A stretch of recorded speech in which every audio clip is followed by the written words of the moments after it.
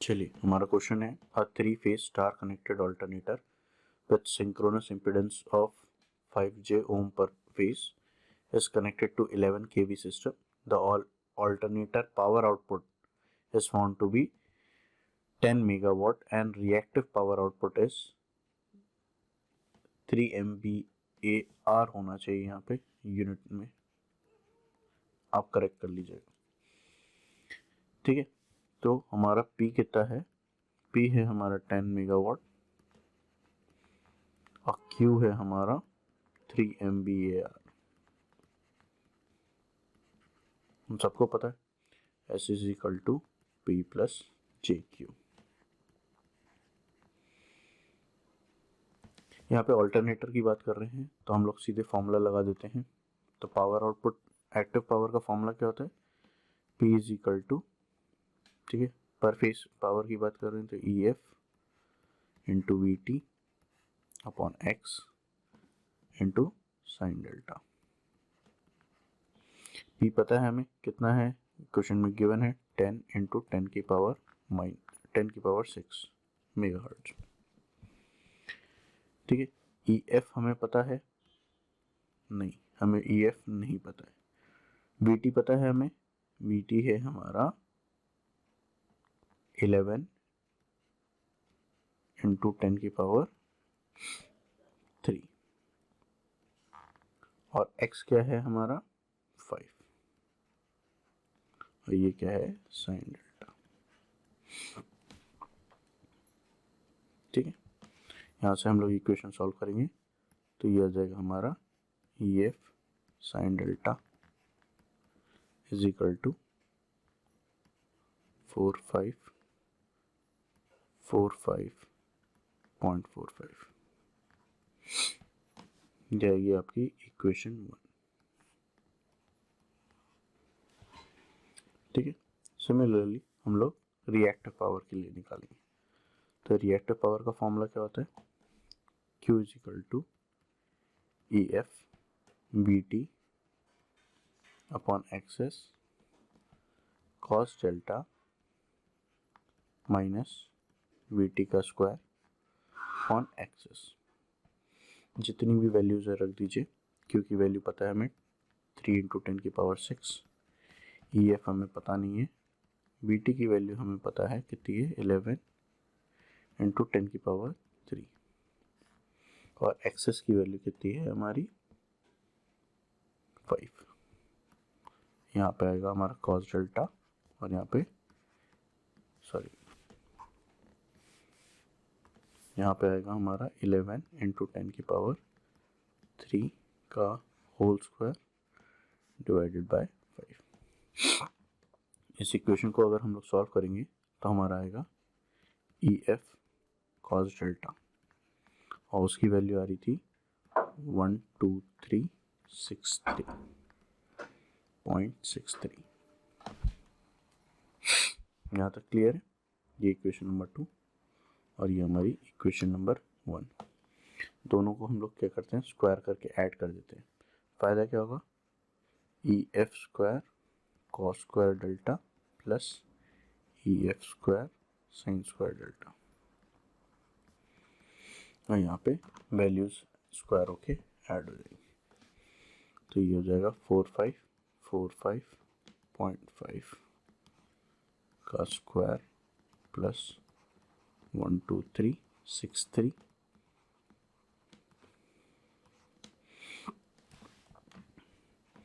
तो यहाँ से हमारा EF की वैल्यू आ जाएगी।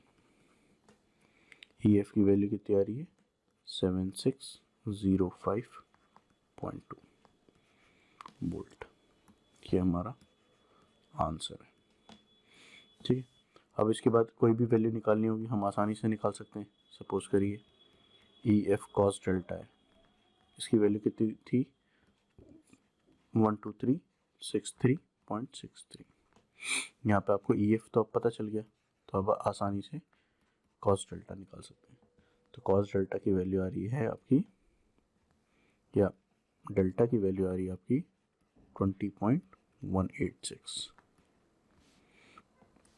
आप इसको कर सकते हो ना, 123 763 डिवाइडेड बाय 760.2। ठीक है, तो ये आपका सेकेंड आंसर। नेक्स्ट आप निकाल लीजिए, करंट निकालने को बोला है, तो करंट को निकाल सकते हैं हम लोग। करंट इज इक्वल टू क्या हो जाएगा, EF angle delta minus VT upon access, और यहाँ पे J लगा दूँ। बस हमें सारी वैल्यूज पता है, तो IA की वैल्यू हम लोग डायरेक्टली निकाल सकते हैं।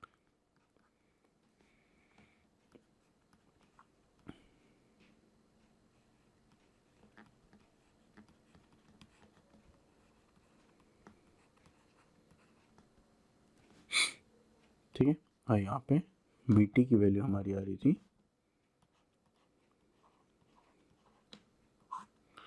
यहाँ पे जो करंट लिया है वो क्या लिया है, √3, और यहाँ पे क्या आएगा 5J। ठीक है, तो यहाँ से हमारा जो आर्मेचर करंट निकल के आ रहा है, तो आर्मेचर करंट निकल के आ रहा है 547.97, और एंगल है आपका 16.69, और cos फाई क्या होता है यहाँ पे, cos फाई हो जाएगा हमारा cos माइनस 16.69, तो ये इसकी वैल्यू कितनी आ रही है 0.9578 लाख। अच्छा, कुछ चीज़ें यहाँ पे ध्यान रखिएगा, जब हम लोग आर्मेचर करंट निकाल रहे थे तो यहाँ पे फेज में देना ज़रूरी था।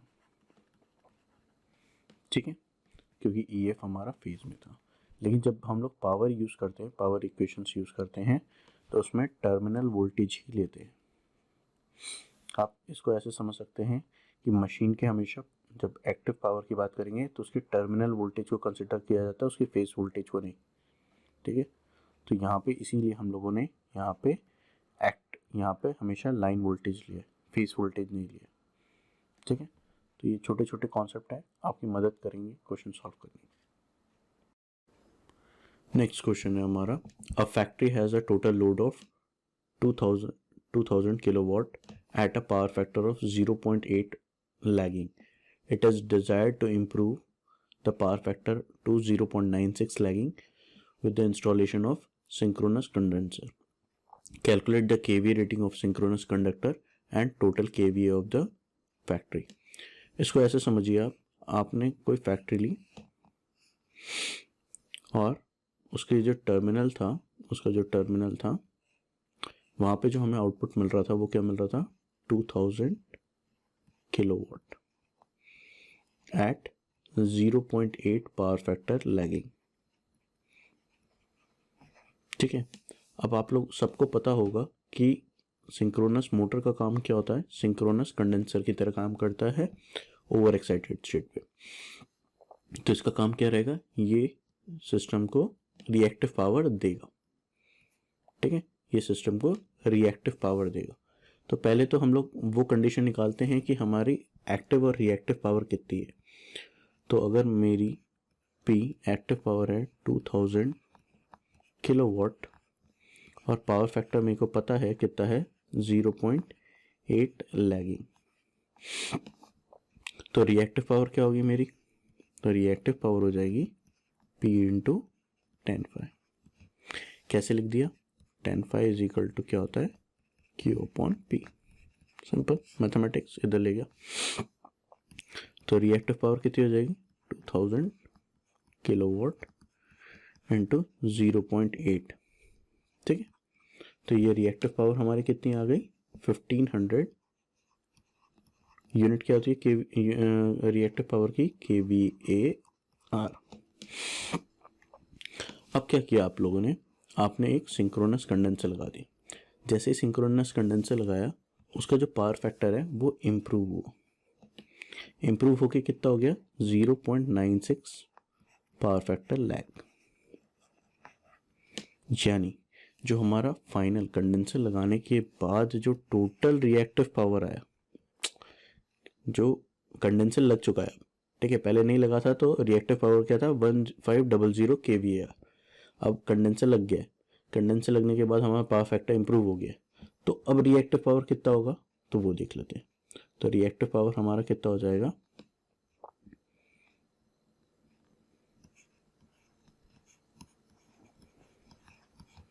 कैसे निकाल सकते हो इसको, cos five is equal to 0.96, तो यहाँ से फाइव आ जाएगा आपका cos इनवर्स 0.96 कितना होता है, निकाल लेते हैं।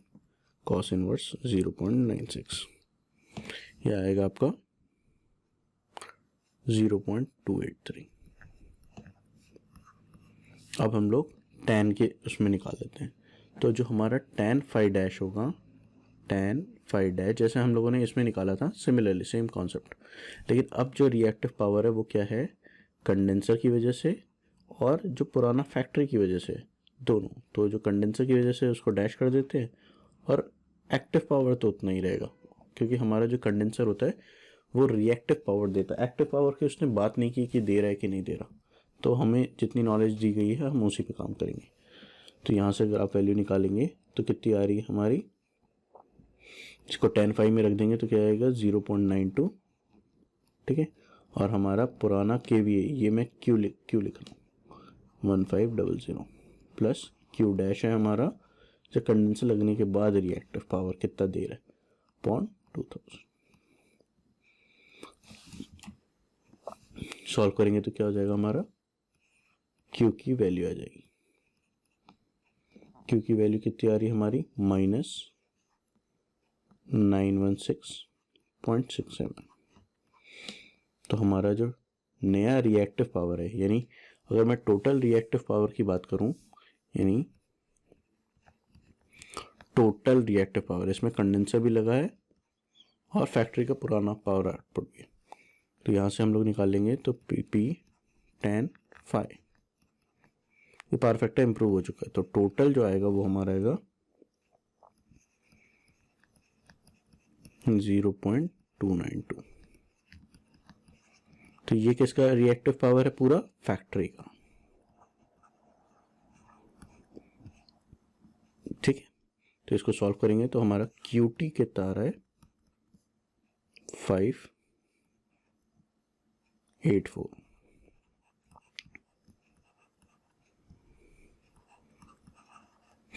और ये कितना आ रहा है, ये आ रहा है हमारा माइनस, नेगेटिव तो आएगा ही, तभी तो पावर फैक्टर रिड्यूस करना है ना, तो ये आ जाएगा हमारा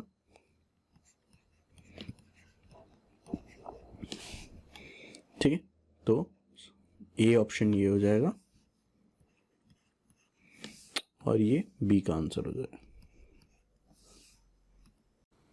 नेक्स्ट क्वेश्चन है हमारा, a 25 MVA star connected alternator with a reactance of 6 ohm and resistance of 0.4 ohm is operating in parallel with constant voltage 10 kilovolt bus bar. If the field is adjusted to give a excitation voltage 11 kV, calculate maximum power output, armature current और power factor under maximum power condition। ठीक है, तो हम लोग सबसे पहले क्या निकालेंगे, पावर निकालेंगे। कौन सी पावर, एपरेंट पावर निकाल लेते हैं। एपरेंट पावर के फॉर्मूला आपको पता ही है, लेकिन हम चाहते हैं कि आप डेरिवेशन भी करें इस क्वेश्चन में। तो एपरेंट पावर क्या होता है, S, और ये होता है VI कॉन्जुगेट, ठीक है। तो अगर यहाँ पे ऑल्टरनेटर की बात कर रहे हैं, तो अगर छोटा सा डायग्राम बना लिया जाए, EF, यहाँ पे रिएक्टेंस की बात की गई है, रेजिस्टेंस और रिएक्टेंस की बात की गई है, तो ये ऐसे, और यहाँ पे एक आपका बस बार या टर्मिनल वोल्टेज होगा, ठीक है।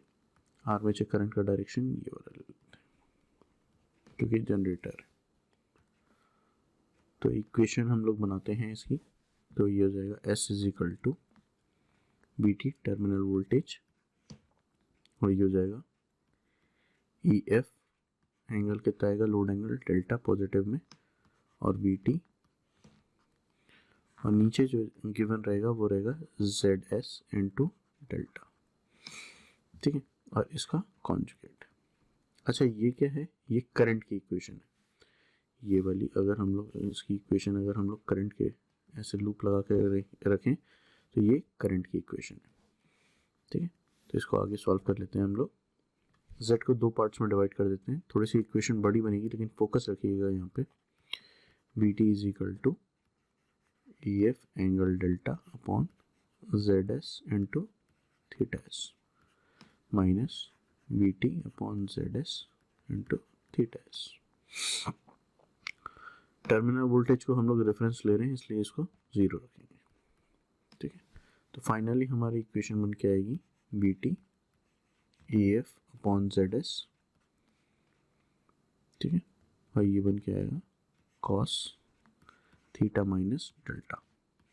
हम लोगों ने कॉन्जुगेट ले लिया इसलिए अंदर साइन चेंज हो गया, इसको Vt का square ZS into cos theta, ठीक है। तो ये आ जाएगा आपका S, आप चाहो तो या P बोलो जब हम लोग कॉस ले रहे हैं। तो मैक्सिमम पावर की बात कर रहे हैं, P मैक्सिमम की बात कर रहे हैं। मैक्सिमम कब पॉसिबल है, जब ये वाला एंगल क्या हो जाएगा 90, यानी थीटा की वैल्यू डेल्टा के बराबर हो जाएगी। तो उस कंडीशन में हमारा जो पावर रहेगा वो क्या रहेगा, मैक्सिमम आएगा। तो P मैक्स हो जाएगा हमारा Vt EF, दोनों एंगल जीरो, दोनों बराबर हो जाएंगे तो जीरो हो जाएगा। cos 0 is equal to 1 upon ZS is equal to Vt square upon ZS into cos theta, ठीक है। और कॉस थीटा क्या होता है, एक्चुअली में क्या होता है, cos theta is equal to R upon Z, load जो भी सर्किटरी में लगा हुआ है। चलिए Z निकाल लेते हैं, वैल्यूज निकालना स्टार्ट करते हैं। तो Z की वैल्यू क्या होगी, under root of R square plus X square.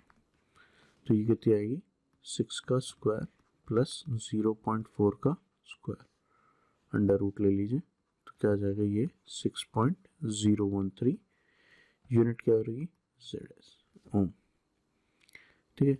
Cos theta निकाल लीजिए, कॉस थीटा क्या आ रहा है, कॉस थीटा मैंने बताया था आप लोगों को कि R is equal to 6 upon 6.013।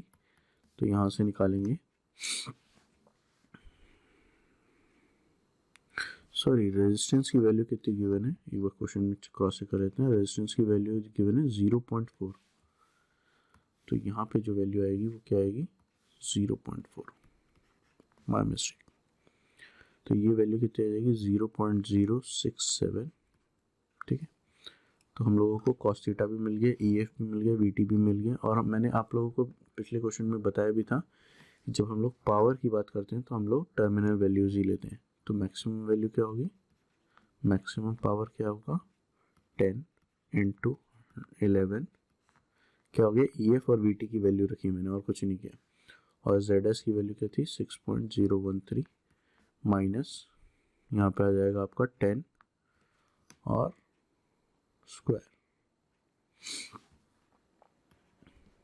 Upon 6.013 into 0.067। इसको सॉल्व करेंगे आप तो इसकी वैल्यू कितनी आ रही है, इसकी आ रही है 18.29 और इसकी आ रही है 1.114। तो हमारा मैक्सिमम पावर निकल के आ रहा है, सिंपल मैथमेटिक्स से सॉल्व कर लीजिए, तो आ रहा है 17.17 मेगावाट। मेगावाट को हम लोगों ने स्टार्टिंग में ही हटा लिया था। तो ये आ जाएगा आपका कहते हैं फाइनल आंसर। और भी कुछ पूछा है इस क्वेश्चन में, वो भी निकाल लेते हैं। आर्मेचर करंट की बात कर लेते हैं, जो हम लोगों ने पहले भी लूप लगाया था वही। यहाँ पे आर्मेचर करंट निकालना होगा तो क्या हो जाएगा, IA इज इक्वल टू, अब हम लोगों को फेज में कन्वर्ट करना पड़ेगा, ठीक है। तो EF mine upon ZS minus VT upon ZS और यहाँ पे एंगल थीटा। तो सबसे पहले EF और VT दोनों को किस में कन्वर्ट कर लीजिए आप, फेज में। तो ये क्या हो जाएगा 1100 सॉरी √3। ये मैंने पिछले क्वेश्चन में भी बताया था आप लोगों को कि जब हम लोग आर्मेचर करंट निकालते हैं तो पर फेस में कन्वर्ट करना पड़ता है। पावर लेते हैं तो क्या कहते हैं टर्मिनल वोल्टेज में।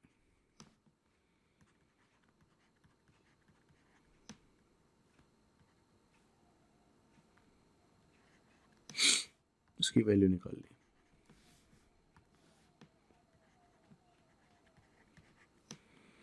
ठीक है, तो यहाँ से हमारा थीटा भी निकल के आ जाएगा। थीटा इज इक्वल टू क्या होता है, tan inverse y by x, यानी रिएक्टेंस 6/0.4, तो यहाँ से आ जाएगा 86.18 डिग्री।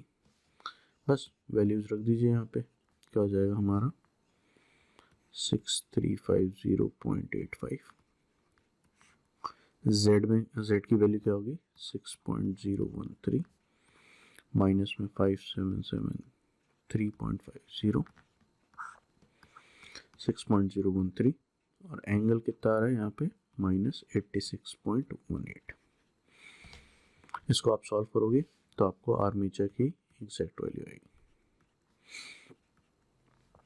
इसको सॉल्व करेंगे तो आपकी वैल्यू कितनी आएगी 1379.25, और एंगल जो मिलेगा आपको वो मिल रहा है 43.99।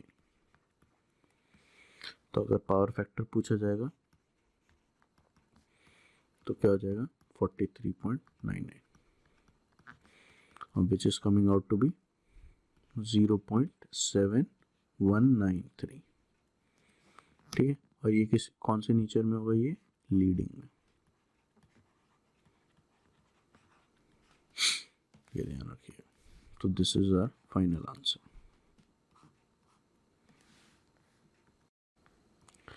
चलिए सॉल्व करते हैं next question. A 2000 volt 3-phase star connected synchronous motor has a synchronous impedance of 0.5 plus 5 j ohm per phase. For an excitation voltage of 3000, the motor takes an input of 900 kilowatt at rated volt. Compute armature current and power factor. ये भी question same वैसा ही है जैसे पुराना question है, इसमें थोड़ी बहुत वैल्यू चेंज कर दी गई है, बाकी क्वेश्चन में कोई डिफरेंस नहीं है। चलिए इस क्वेश्चन को भी सॉल्व करते हैं। इस बार डेरिवेशन नहीं करते हैं, सीधे वैल्यूज रखते हैं। तो यहाँ पे हम लोग पावर इनपुट की बात कर रहे हैं। पावर इनपुट तो क्या हो जाएगा हमारी equation BT square upon ZS cos theta minus BT into EF upon ZS cos theta plus delta, जो हम लोगों ने पुरानी क्वेश्चन में डिराइव की थी। तो z की वैल्यू निकाल लीजिए। z की वैल्यू zs की वैल्यू क्या हो जाएगी, zs की वैल्यू आएगी 0.5 का स्क्वायर प्लस 5 का स्क्वायर, और it comes out to be 5.025 और ओम आ जाएगा। इसका एंगल भी निकाल लेते हैं। इसका एंगल हो जाएगा tan इनवर्स y यानी 5 डिवाइडेड बाय 0.5, तो इसका एंगल कितना आ जाएगा 84.29 डिग्री। ठीक है, अब क्वेश्चन में गिवन क्या है थोड़ा सा ध्यान से पढ़िए। यहाँ पे जो एक्टिव पावर देखिए यहाँ पे गिवन है क्वेश्चन में, यानी P हमको पता है। ठीक है, तो P की वैल्यू रख दीजिए। एक्साइटेशन वोल्टेज भी गिवन है और टर्मिनल वोल्टेज भी गिवन है, बस निकाल लीजिए। इससे हम लोगों का सीधे क्या निकल आएगा, डेल्टा निकालना है, डेल्टा निकल आएगा एक क्वेश्चन में। बाकी सारी वैल्यूज तो हमें पता ही है, तो बस वैल्यूज पुट कर दीजिए और आंसर ले आइए। तो ये हो जाएगा, मैं सीधे वैल्यूज रख रहा हूँ।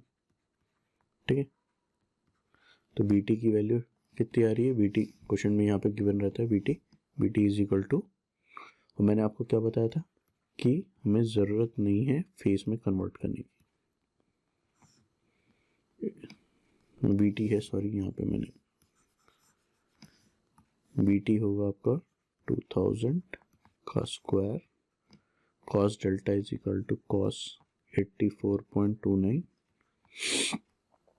और नीचे ZS की वैल्यू क्या आएगी 5.025, माइनस साइन आएगा 2000 और EF होगा 3000,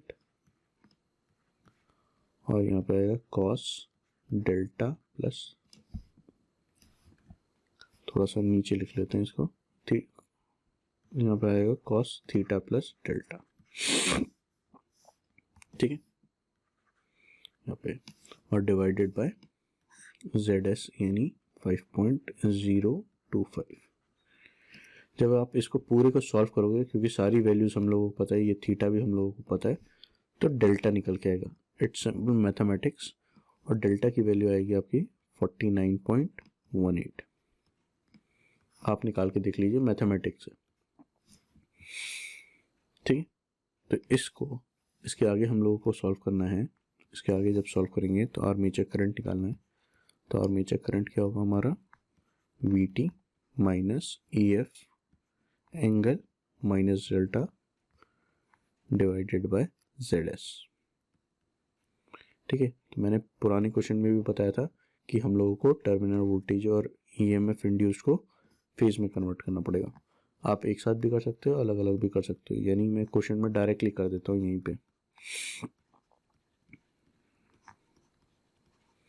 और यहाँ पे एंगल कितना आ रहा है हमारा, -49.18 डिग्री, और डिनोमिनेटर में हमारा क्या है 0.5 प्लस 5J। इसको सॉल्व करेंगे तो हमारे आर्मेचर करंट की वैल्यू आ जाएगी। मैथमेटिक्स है, कैलकुलेटर से 2 मिनट लगेंगे आपको सॉल्व करने में। ये आ रही है हमारी 160.889 एंगल 4.72। तो हमारा cos 4.72 ये क्या हो जाएगा 0.9966, और कैसे नेचर होगा इसका, लीडिंग। तो ये हमारा आंसर है। मैग्नीट्यूड पूछा जाएगा तो ये आंसर है, और एंगल पूछा जाएगा तो ये आंसर है। नेक्स्ट क्वेश्चन देख लीजिए। अ 500 volt 3 phase star connected synchronous motor has a resistance and reactance of 0.4 ohm and 3.6 ohm per phase respectively. The open circuit voltage is 600 volt. If friction and core loss is 1 kilowatt, calculate the line current and power factor when the power output is 62 kilowatt. ठीक है। तो अगर मैं motor की बात करूं तो ये हमारा मोटर है, ये हमारा आउटपुट आएगा यहाँ पे, और यहाँ से कनेक्ट किया होगा हम लोगों ने टर्मिनल, और यहाँ पे हमारा इनपुट आ रहा होगा, VN सप्लाई इन दिया होगा, रेजिस्टेंस और रिएक्टेंस लगे होंगे। एक ओवरऑल आइडिया मिल जाएगा कि कैसा है। अब पावर आउटपुट की बात करें तो टोटल पावर क्या हो जाएगी हमारी, पावर डेवलप्ड जो होगी, पावर डेवलप्ड जो होगी हमारी वो क्या होगी, कुछ तो फ्रिक्शन और विंडेज में चला गया होगा, लेकिन पावर डेवलप्ड क्या हो जाएगी हमारी, टोटल पावर आउटपुट, यानी पावर आउटपुट शॉर्ट में लिखा है प्लस रोटेशनल लॉसेस, या आप ये फ्रिक्शन एंड कोर लॉस भी लिख सकते हो, मैं रोटेशनल लिख देता हूँ। तो ये हमारी टोटल पावर होगी। तो कितना हो गया 62 प्लस 63 किलोवाट। एक बार पावर आ गई, उसके बाद सेम क्वेश्चन जैसा हम लोगों ने पुराना किया था, इसको ऐसे भी लिख सकते हैं 63 और 000 यहाँ पे। क्वेश्चन में देखिए, क्वेश्चन में हम लोगों को पता है पावर आउटपुट की इक्वेशन क्या होती है, P is equal to power output में इक्वेशन हमारी आएगी VT square upon ZS into cos theta minus VT EF upon ZS cos theta plus delta. ठीक है। तो सेम जैसे हम लोगों ने पुराना क्वेश्चन किया था वैसे ही करना है।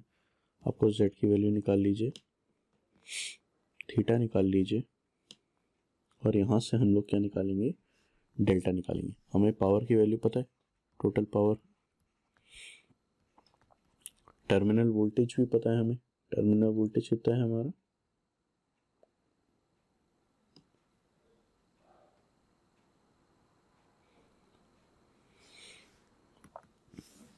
ठीक है। तो यहाँ से अगर आप पूरी वैल्यूज निकालेंगे, सॉल्व करेंगे, तो उसके बाद आपका डेल्टा आ जाएगा। मैं कर नहीं रहा क्योंकि सेम पुराना क्वेश्चन भी सेम था, बस आपको ये वाला कॉन्सेप्ट समझाना था। यहाँ से आप डेल्टा निकालेंगे तो delta come out to be 56.89। ठीक है। ज़रूरत नहीं है फिर से वही क्वेश्चन सॉल्व करने की, क्योंकि हम लोगों ने पिछला क्वेश्चन भी सेम किया था, उससे पहले वाला भी सेम कॉन्सेप्ट था। मैंने डेरिवेशन के बाद के साथ आपको समझाया था, तो यहाँ पर डेल्टा आ जाएगा। सिमिलरली अगर एक बार डेल्टा आ गया उसके बाद आप आर्मेचर करंट निकाल सकते हैं, ठीक है। तो आर्मेचर करंट निकालेंगे V T minus E F angle minus delta divided by Z S. फिर मैंने क्या बताया था कि ये हमेशा पर फेस में रहेगा, तो इसकी वैल्यू क्या हो जाएगी 500√3, टर्मिनल की बात कर रहे हैं, और ये हो जाएगा 600/√3 एंगल माइनस 56.89। और इसको चाहो तो आप पोलर कोऑर्डिनेट्स में लिख लीजिए या कॉम्प्लेक्स में, कोई फ़र्क नहीं पड़ता। तो इसको मैं 3.62 एंगल 83.65, तो यहाँ से हम लोगों का आर्मेचर करंट आएगा इक्वल टू 84.73। सिमिलर टाइप का क्वेश्चंस लेने का मतलब ये था कि आपकी थोड़ी सी प्रैक्टिस हो जाएगी, ठीक है। तो यहाँ से cos फाई की वैल्यू आ जाएगी आपकी, यहाँ पर वैल्यू रख दीजिएगा सीधे, तो ये आ जाएगी 0.976। इसका नीचे कैसा होगा, लैगिंग।